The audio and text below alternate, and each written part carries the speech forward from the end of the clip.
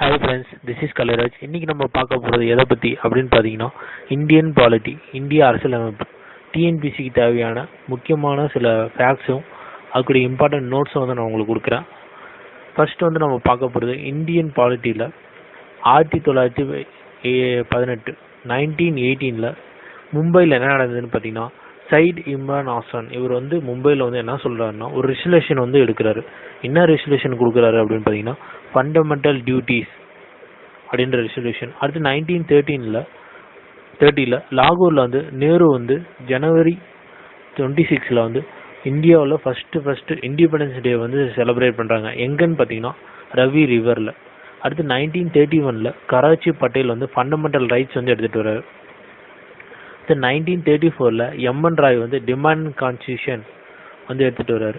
அந்த எம்என் ராய் யாருன்னு பார்த்தீங்கன்னா, ஃபாதர் ஆஃப் இந்தியன் கம்யூனிஸ்ட். எப்போ அவர் வந்து கம்யூனிஸ்ட் வந்து ஆரம்பித்தார்னா 1925 1925.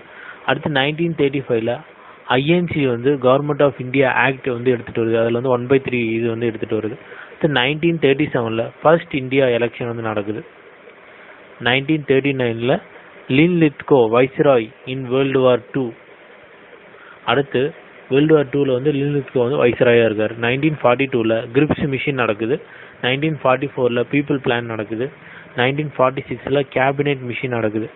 இந்த கேபினெட் மிஷனை பிஏஜி அப்படின்னு நீங்கள் ஞாபகம் வச்சுக்கலாம். பிஇ வந்து யாருன்னு பார்த்தீங்கன்னா பெட்ரிக் லாரன்ஸ், ஏ வந்து அலெக்சாண்டர், ஜி வந்து கிரிப்ஸ். இந்த 3 பேரும் சேர்ந்து இந்த கேபினெட் மிஷனில் வந்து இருக்காங்க. 1946 எலெக்ஷன் நடக்குது. இதில் வந்து மொத்தம் வந்து 10 லட்சம் பேரில் வந்து 389 இடங்களில் வந்து இந்தியா முழுவதும் வந்து எலெக்ஷன் நடக்குது. இப்போ நான் கொடுத்துருக்கிறது எல்லாமே வந்து இந்த பாலிட்டிக்கு தேவையான முக்கியமான இயர்ஸ். இந்த இயர்ஸை வந்து எப்படி நம்ம நினைவுக்கு வந்து எடுத்துகிட்டு வருது அப்படின்னு கீழே கொடுத்துருக்கேன். அதோட டிஃப்ரென்ஸ் வந்து என்னென்னு பார்த்தீங்கன்னா, 1980 to 1930 வந்து 2, 1930 to 1931 1, அதேமாதிரி 31 to 34 3, 34 to 35 1, 35 to 37 2, 37 to 39 2, 39 to 42 3, 42 to 44 வந்து 2, 44 to 46 வந்து 2. இந்த இயர்லாம் வந்து இந்த டிஃப்ரென்ஸ் இருக்கு இல்லையா, அந்த டிஃப்ரென்ஸ் மட்டும் நீங்கள் ஞாபகம் வச்சுக்கோங்க. எக்ஸாம்பிளுக்கு 21 31 22 3 22 அப்படின்னு நீங்கள் ஞாபகம் வச்சுக்கலாம். 21 31 22 3 22 அப்படின்னு இந்த இயரை இது ஞாபகம் வச்சுக்கலாம். அந்த இயரை வந்து நீங்கள் ஈஸியாக ஞாபகம் வச்சுக்கலாம். அடுத்து வந்து இந்தியாவில் வந்து அப்போ வந்து எத்தனை 296 இடங்களில் வந்து ஆங்கிலேயர்கள் வந்து கைப்பற்றிருக்காங்க. அது மட்டும் இல்லாமல் பிரின்சி ஸ்டேட்ஸ் எங்கெங்கே இருந்தது பார்த்தீங்கன்னா, மொத்தம் 93 பிரின்சி ஸ்டேட் இருந்தது. நான் எலெக்ஷன் நடந்தது அப்படின்னு சொன்னல 1946 அந்த எலெக்ஷன் அப்போது யார் எங்கெங்கே வெற்றி பெற்றாங்க அப்படின்னு பார்க்கலாம்.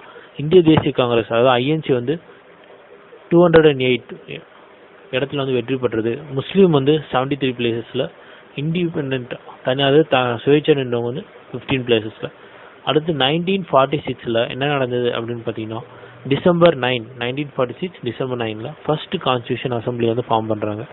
அதுக்கு அடுத்து ஒரு நாள் கழித்து December 11 second constitution assembly form பண்ணுறாங்க. இந்த செகண்ட் கான்ஸ்டியூஷன் அசம்பிளியில் சச்சிதானந்த சின்ஹா இவர் தான் வந்து ஃபர்ஸ்ட் டெம்பரரி ஸ்பீக்கராக வந்து செயல்படுறாரு. அடுத்து யார் வந்து இருக்காருன்னு பார்த்தீங்கன்னா, ராஜேந்திர பிரசாத் இவர் வந்து ஸ்பீக்கராக இருக்கார்.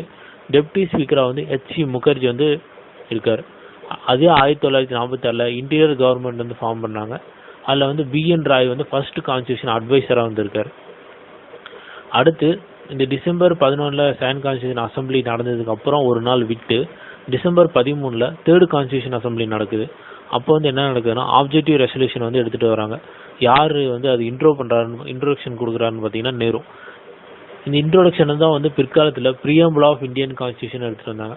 அது எங்கேருந்து எடுக்கப்பட்டதுன்னா யூஎஸ்ஏலேருந்து எடுக்கப்பட்டது. இது எப்போ வந்து இது பண்ணுறாங்கன்னா January 22 1947. அடுத்து ப்ரோட்டான் ஸ்பீக்கர்னு என்னென்னு பார்ப்போம். இந்த ப்ரோட்டான் ஸ்பீக்கர் வந்து ஒரு டெம்பரரி ஸ்பீக்கர். இந்த ப்ரோட்டான் ஸ்பீக்கர் வந்து டெம்பரரி ஸ்பீக்கர்.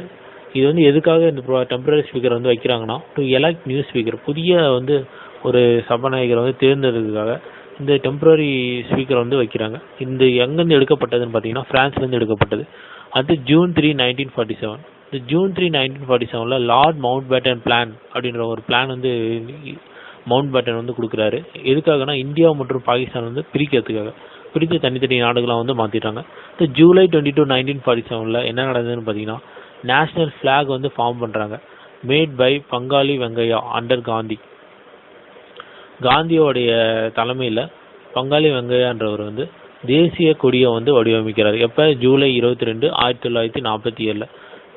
இதில் வந்து பேசிக்கான இந்தியன் பாலிட்டியோட பேசிக்ஸ் வந்து கொடுத்துருக்கோம். அடுத்து வந்து பார்ட் 2ல் இருக்கக்கூடிய இந்தியன் பாலிட்டி வந்து பார்க்கலாம். தேங்க்யூ ஃபார் வாட்சிங் this video. For more video please subscribe below. This is Kalairaj signing off. Thank you. நன்றி, வணக்கம்.